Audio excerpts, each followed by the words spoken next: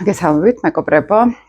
ხშირი კითხვები რომ მომდის ხოლმე. ამას მინდა პატარა კომენტარები გავაკეთო. პატარა ახსნა გავაკეთო. აი ხშირად თქვენს გებადებათ კითხვები მაგალითად, მომართავენ ხოლმე ხშირად, მაგრამ ცოტა პროფესიონალურ დონეზე რა შევხედოთ, პასუხები ესეთი იქნება. მაგალითად ხშირად წერენ ხოლმე, როგორ დავამუშაო ესა და ეს ასპექტი.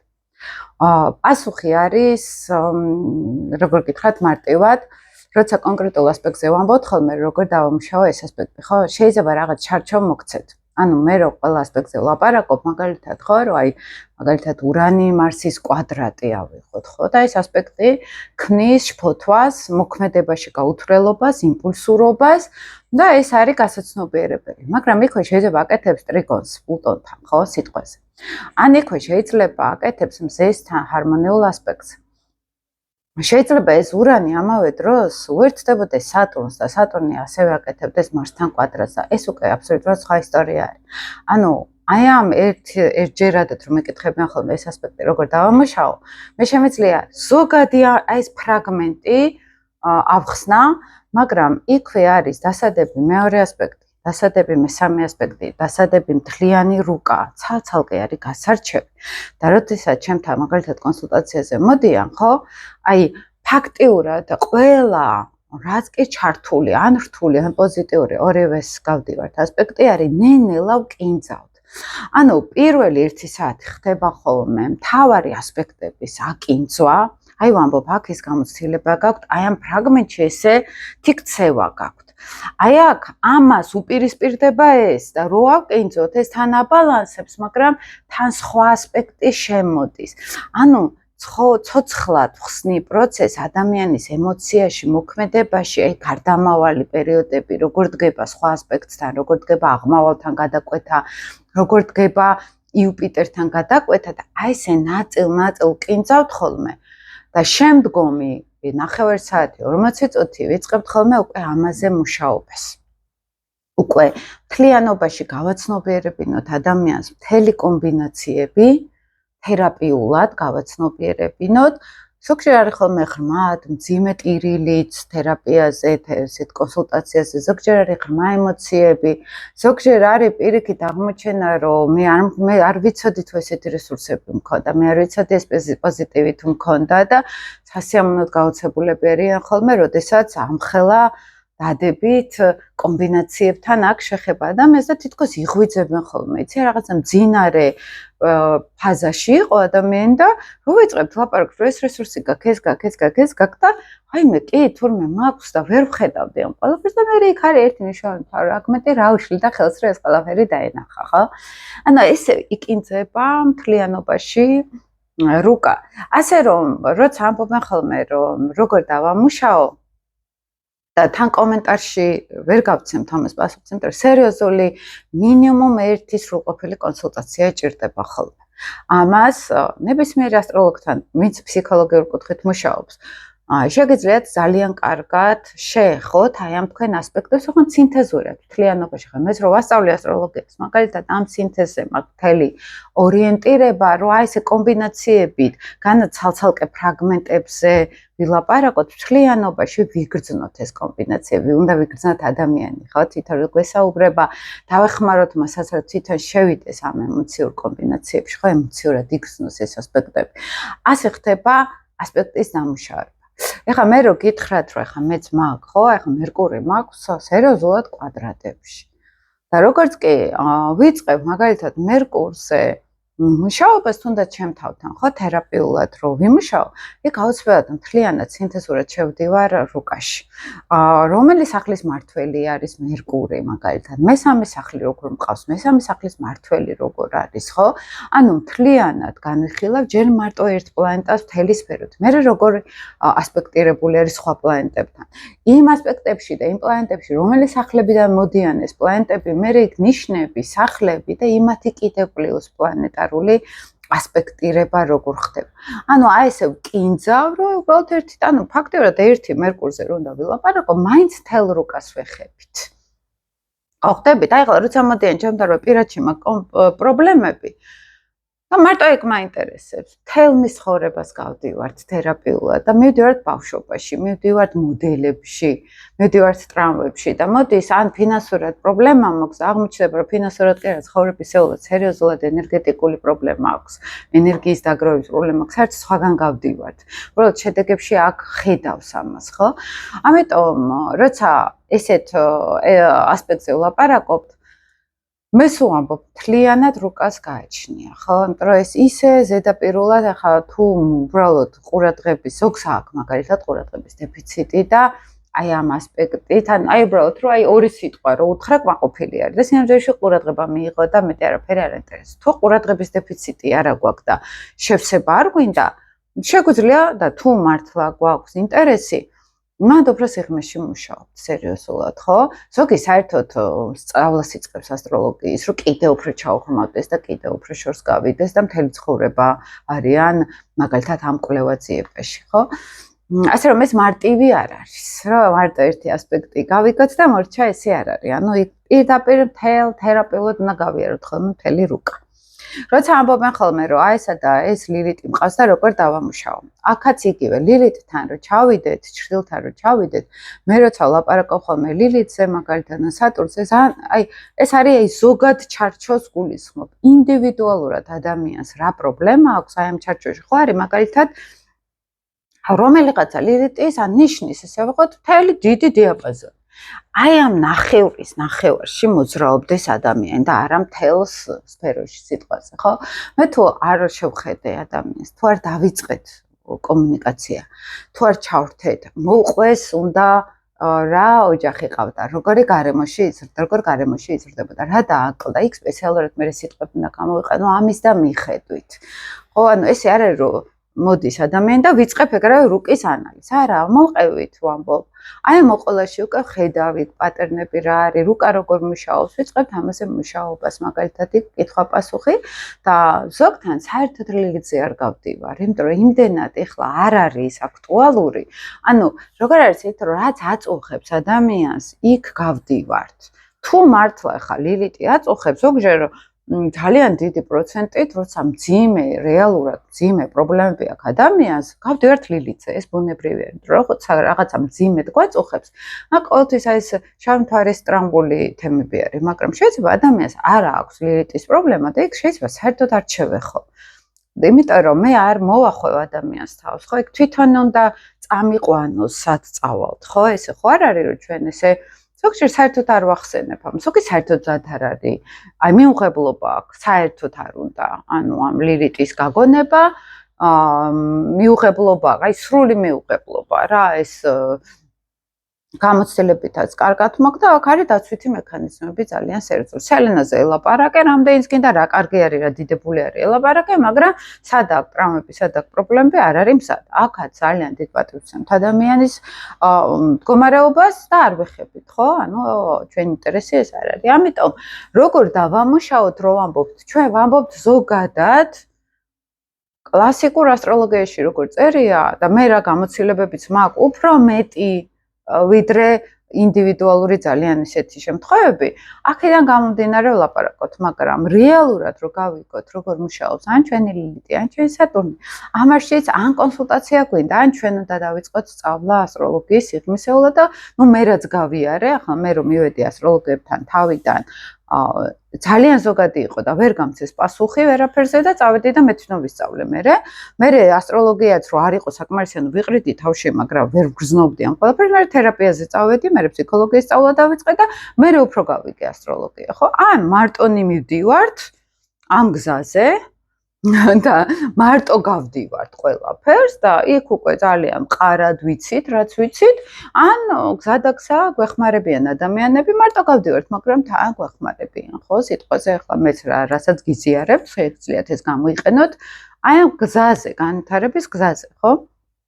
ანუ აქაც იგივე თემა არის, ანუ რეალურად, ან უნდა სერიოზულად გავიაროთ ეს გზა, ხა მე რო გავიგო კუჭოზე თუ მაქვს პრობლემები, ანუ და გავიარო და ვისწავლო სამედიცინოზე საერთოდ, უნდა ვისწავლო მთელი ეს პროცესი როგორ და მივალ ექიმთან უბრალოდ და გავარკვევ რამჭერს, ხო? აი ესეთი რაღაცა არის. თუ ეს ჩემი გზა არის და მე ისე მაწუხებს, რომ აი მაგალითად, როდესაც ახლა ძალიან ბევრი მყავს, როდესაც რაღაცა პრობლემა აქვს შულს და იმ პრობლემაში ხდებიან უკვე სერიოზული პროფესიონალები და სხვა შვილებსაც ეხმარებიან. აი ესეთი რაღაცა შეიძლება იყოს. მაგრამ თუ ახლა მე არ ვაპირებ აქ პროფესიონალი გავხდე, შემიძლია კონსულტაციაზე წავიდე. შემიძლია ზედაპირულად დავკმაყოფილდე, მაგრამ კი ვიკითხო რომ ეს ზოგადად როგორ მუშავდება, მაგრამ ის რა ხა კონკრეტულად აი ეს სიტყვები. ნუ აქაც იგივე არის, თუ ყურადღების დეფიციტი არა გვაქვს და მართლა გვაინტერესებს, კომენტარში ამას ვერ ჩავწერთ. ვერ ჩავეტევთ ხო ფიზიკურად. ან შეგვიძლია მაგალითად 800 ვიდეო მიდევს და აი ნენელა რო ჩაუყვეს ადამიანი, ყველგან რაღაცა თავისას იპოვის და ზოგადად გაერკვევა თემაში. მაგრამ თუ კონკრეტულად რაღაცა მაინტერესებს, ჩვენ რა თქმა უნდა ნათელხმელები არა ვართ და უბრალოდ ერთი ფრაგმენტით, როდესაც უამრავი კომბინაცია არის რუკაში, აქაც არ იქნება ზუსტი პასუხი და ესეც იქნება ძალიან ზოგადი. ესეც რო იცოდეთ, ხო? არის ასევე ისეთი თემები, აი კითხვები რაც მომდის, აი მაგალითად როგორ მოვაგვარო ესა და ეს პრობლემა, მაქვს ოჯახში პრობლემები და არ ვიცი როგორ მოვაგვარო. აქაც იგივე მთელი ასპექტები უნდა გავიაროთ, რუკა უნდა ვნახოთ და აი რასაც ქვია უნდა გავიაროთ მთელი პროცესი, რატო აქვს ადამიანს ეს პრობლემა, ხო?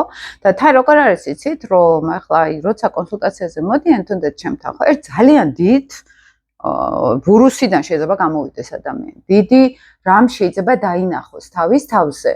მაგრამ არის მე რო ეს პრობლემები ხა ერთ კონსულტაციაში როგორ უნდა მაგვარდეს, როცა კარმო თემაზე ლაპარაკობთ, ხო? ან ოჯახურ ველზე ლაპარაკობთ და მთელი მშობლების პატერნები არის ჩემში, აქ ჩtildeებში ცხოვრობს ჩემში, ჩემს ინტროექტებში ცხოვრობს, ჩემს წმენა წარმოდგენებში და ახლა ერთი კონსულტაცია კი პატარ-პატარაზე ყველა სფეროს ვეხებით, მაგრამ შემდეგ არის ეს მუშაობა საჭირო და ახლა თუ ადამიანს აქვს სერიოზული პრობლემები, მას უკვე კონსულტაცია პერიოდულად ასტროლოგიური, პერიოდულად იქ თერაპიული კონსულტაცია ეს ჭირდება. მეც ამას გავდივარ, ხო? ეს მთელი პროცესი არის. ანუ, იცით როგორ რაღაც არის დიდ სურათში, როცა რაღაცის გარკვევა გვინდა, ჩვენ აქ სერიოზულად უნდა ჩავდოთ ენერგია, დრო უნდა ჩავდოთ, ფულიც უნდა ჩავდოთ, ხა, უამრავ რაღაცას ვსწავლობ, ხო? მე არც ერთი ხა უფასოდ არ არის, ხო? მეც ვდებ ჩემს რესურსებსაც ვდებ, როგორც დროის, ასე ფინანსურ რესურსებს ვდებ მაგალითად და ესე ხდება. ანუ ეს ფინანსების და დროც ეს არის საზღვრების თემა და ეს არის ამავე დროს შრომის ჩადება. და შრომის ჩადება არ გვინდა და გვინდა უბრალოდ მივიღოთ ძალიან მოკლე პასუხი. მე ჩემი გადასაყედია უბრალოდ ყურადღების დეფიციტის შევსებას ესე ვეძახი. სინამდვილეში კარგ გვაინტერესებს, ანუ ჩემ ქაცნაპირს ვეუბნები, რომ ვითომ რაღაცას ვაკეთებ და მორჩა. მართლა არის, როცა ვკითხულობთ, ახლა მეც მიკითხავს ხო რაღაც ისეთი ძალიან ზოგადი, უბრალოდ მე დრო გასულა და მივხვდაროა, რომ ჩემი კითხვა იმ ხელა შრომას მოიწყობს, რომ გავცე პასუხი და ესე მარტივად არ არის. ესეც ოკეი არის, აქაც ჩვენ მივხვედრილ ვართ, ხო? და აი აქ მე პირადად უფრო ესე უყურებ მეგობრებო, იმიტომ რომ ხა ჩემი გამოცდილებითაც ესეთი მარტივი რო იყოს ყველაფერი, ხა საერთოდ პრობლემები არ გვექნებოდა, ხო? მე სერიოზული შრომა უნდა, სერიოზული დრო უნდა, სერიოზული რესურსების ჩადება უნდა და კომპლექსურად უნდა ყველაფერს გაგება. და მხოლოდ ერთი ასპექტით, აი მზე დაზიანებული მაქვს და როგორ მოვიქცე, რატო არის დაზიანებული? იქ თერაპიულად უნდა შევეხოთ მამის მოდელი რა ხდებოდა. შიგნით მამაკაცური საწყისი მე მინდა ეს იმპულსი როგორ არის. ჩავაღრმავოთ ადამიანი საკუთარ მეში, საკუთარ ეგოში, საკუთარ თვითგამოხატვაში, გავახსენოთ აი ეს თვითგამოხატვის შეფერხება როდის ხდებოდა, ხო, სიტყვაზე. და შეიძლება მათ კი მზე არის დაზიანებული, მაგრამ გაცილებით უფრო რთულად იყოს სხვა ასპექტები და იქით იყოს მისამართი მთავარი ენერგია და ეს თავისთავად ფრაგმენტში უკვე შემოვა, ხო? აი ეს არის როგორი რაღაც იცით, რომ აი პირდაპირ გითხრათ, ნებისმიერი თქვენი კითხვა, რაც არის, ან პირადში მაქვს ხოლმე მოწერილი, ან YouTube-ზე მიწერთ, ან დახურულ ჯგუფში Facebook-ზე მიწერთ, ან page-ზე მიწერთ Facebook-ზე სიტყვაზე, ხო? აი ეს არის როგორი რაღაც იცით, რომ მაგალითად რაღაცა მაწუხებდეს და მივიდე ექიმთან და ვეუბნები, რომ აი ეს მაწუხებს და რა არის ექიმ. ის მეტყვის, რომ გაიკეთე ეს ანალიზი და თუ აქ არ გამოვიდა, მე სხვა კვლევებს დაგინიშნავ, ხო? ზუსტად ისეთივე თემა არის. შეიძლება იქ არ გამოვლინდეს, მე მივდივარ სხვა კვლევაში. შეიძლება იქვე გამოვლინდეს რამდენიმე ანალიზში, ხო? აი ზუსტად ესეთი რაღაც არის ჩვენთანაც, მეგობრებო, არაფრით არ განსხვავდება ფსიქოლოგიური მხარე სამედიცინო სფეროსგან. აქაც იგივენაირად კვლევა უნდა სისტემურად და ანალიზი არის საჭირო სისტემურად, ხო, მთლიანობაში და არა ფრაგმენტი, რომ უბრალოდ აი ხა თერაპიაზე მივიდე და არ თხოვდები და რა მჭირს არ ვიცი უთხრათ, ხო და კი, ამას უნდა ჩაუჯდეთ და გავარკვიოთ სერიოზულად რა პრობლემა არის, მაგრამ როდესაც კომენტარში გვინდა, ან უბრალოდ ესე ვწერთ, რომ რა შეიძლება, როგორ დავამუშაო, ჩვენ დაგვესმოდეს, რომ ეს აქ პასუხს ვერ გავგზავნენ. მე რო ვკითხო ახლა ექიმს, რომ დაუკომენტარო სადღაც Facebook-ზე სიტყვაზე, რომ კუჭი მტკივა და რას მირჩევთ, რა დავლიო, ხო? ან როგორ გითხრათ, რომ რაღაცა ესა მაქვს ალერგიული ფონი მაქვს და რა გავაკეთო, ხო? ანუ აი ესეთ რაღაცები ამას გავს. შეიძლება ვთქვათ, რომ აი ეს ასპექტი კონკრეტულად როგორ ვლინდება, კი, მაგრამ ეს როგორ დავამუშაო, აი ეს სიტყვის კითხვის ფორმულირება ძალიან მნიშვნელოვანი არის აქ, იმიტომ რომ ჩემთვისაც მნიშვნელოვანი არის, იმიტომ რომ მე რო პასუხს გავცემ, ვიღაცას ამაზე პასუხისგებლობას ვიღებ და მნიშვნელოვანია რომ ავხსნა ეს, რომ მე თუ რაღაცას ვიძახი, მე კონკრეტულ აი ამ ფორმაზე, აი ყველაფრის გათვალისწინების გარეშე, მხოლოდ ამ ჭანჭიქზე მაქვს კონცენტრირება და მთლიანობაში იქ სურათი ვერ არის. აქ უკან დაინახავს, ამას სულ ამბობ ხოლმე, ხო? უბრალოდ თქვენთვისაც მინდოდა გამეზიარებინა, რომ აი ჩემი გამოცდილებით, ხო, აი ზუსტად ამას გავს, რომ ანალიზების გარეშე ვიკითხვა ეს მაწუხებზე როგორ მოვაგვარა. და ექიმი გვეტყვის, წადი ანალიზები გააკეთე. და წადი ის გააკეთე, რა ვიცი, დაელოდე რამდენიმე დღე კიდე დააკვირდი, აი 1000 რაღაცას გთხოვენ, ხო? და აი მერე გამორიცხვის მეთოდებით ის ანალიზია, ეს ანალიზი გავარკვიეთ, გამოვარკვიეთ და მერე შეიძლება დაგვინიშნონ უკვე გავერკვეთ რა გვჭირს. აი ესეთ რაღაც არის თერაპიული პროცესი. ნაბიჯ, ნენელა უნდა გავერკვიოთ, ნენელა უნდა შევიდეთ. ერთი ზოგჯერ მოდიან მეორე, მესამე კონსულტაციაზე მოდიან ხოლმე ჩემთან და იქ რაც პირველ ნაწილში ზოგჯერ გავიდა ის კონსულტაცია და ეხა ახალი ჩელენჯები არის ცხოვრებაში, ახალი გამოწვევები არის, ტრანზიტებშიც ახალი რაღაცა ხდება, ხო? და აი აქაც ეხლა თავიდან შევდივართ ხოლმე, ხო, ამ ყველაფერში და თავიდან გავდივართ, იმიტომ რომ ეს არ არის რომ ერთხელ გავაკეთე რუკა და მორჩა საკმარისი არის. ვიღაცისთვის საკმარისია, ვიღაცისთვის საერთოდ არ არის რუკა საჭირო და უბრალოდ თვითონ რაღაცებს რო კითხულობენ, ძალიან ბევრს ნიშნავს ის მათთვის. მაგრამ ვიღაცას უფრო ჩაღრმავება ჭირდება, როგორც ეს პლუტონიანელები არიან ხოლმე მესამედ, მეოთხედ რომ მოდიან ხოლმე ჩემთან, ზოგი საერთოდ თერაპიულად რო ეწერება, ეს პლუტონური ენერგია არის, ნუ უკვე ეს ვიცით ხოლმე ეს. არ არის საკმარისი კიდევ და ჩაუყრმოდეთ და სიამტელეში ესე არის, გულახდილად რო გითხრათ, რომ აი რატო არ ვდებ ხოლმე ხშირად ვიდეოებს, კირჩხიბებს რაგელით, ვერძებს რაგელით, აი ისიც როგორი ფეიკი არის ასტროლოგიაში, აი არ ვიცი, ნუ აი ძალიან ზედაპირული. მე შეიძლება ძალიან ზოგადად იუპიტერი რო გადადის ახლა ლომში, ზოდიაქოებს რომელ სახლში გაუდით ნიშნებს, მაგრამ ეს მაშინ არის აქტუალური, როცა მე ვიცი პირად რუკაში რომელი სახლები არის ჩემთან აქტუალური, რომელ სახლში ჯდება ჯერ ის ტრანზიტი. მთლიან რუკაში რა ხდება, იუპიტერი ჩემთან როგორ არის რუკაში, რა ეპოქაში ვარ, რა პერიოდში ვარ. შესაბამისად, ეხლა იუპიტერი სად გადის და მე ვადებ უკვე ზოდიაქოზე, რომელ სახლში ვლინდება უკვე რუკით მზის, რომელ სახლში ხდება იუპიტერი ტრანზიტული, ხო სიტყვას. ამას ყოველთვის ვამბობ, ანუ სულ ჩემი მთავარი არის, რომ მე არ ვიტყუები, არც ჩემ თავს არ ვიტყუებ, არც თქვენ არ გატყუებთ და გასაგებია, რომ ძალიან ბევრი არ წამოვა ამ სიღრმეში და ძალიან კარგად ვიცი, რომ არ იქნება ის ჩემი ასტროლოგია ისეთი პოპულარული, როგორც შეიძლება უბრალოდ ზოდიაქოებზე რო ვილაპარაკო, ის იქნება, მაგრამ მე ეს ფასი ვიცი, ანუ ამ ფასს ვიხდი მე, იმიტომ რომ თავარი არის, რომ მე ვიცი რა არის სიღრმე. და მე ვიცი რომ ესე არ მუშაობს ასტროლოგია, ხო ესეთი ზედაპირული არ არის, ეს გაცილებით ღრმა არის და ამიტომ არის მე ზოდიაქოების რატო გჯერათ და ასისულელია და ყველა ვერძის მართლები არიან, ანუ ის ხალხი, ვისაც იმედია გაცხრუებული თუნდაც ასტროლოგიის მიმართ, მართლები არიან, იმიტომ რომ ის პოპულისტური ასტროლოგია სიამტელეში არ მუშაობს, სიამტელეში სისულელი არის. ახლა წარმოიდგინეთ, ხა მე ვარ ზოდიაქოთი კირჩხიბი.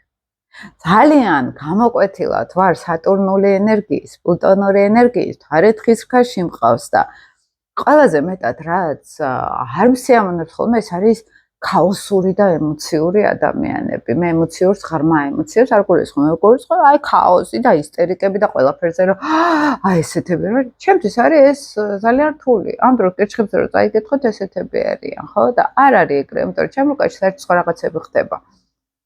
და მე როდესაც სტანდარტულად კირჩხიბებთან მაქვს ურთიერთობა, აბსოლუტურად სხვა კირჩხიბები არიან ისინი, მე ჩემთან საერთოდ ვერ ხედავ ხოლმე მსგავსებას, ხო?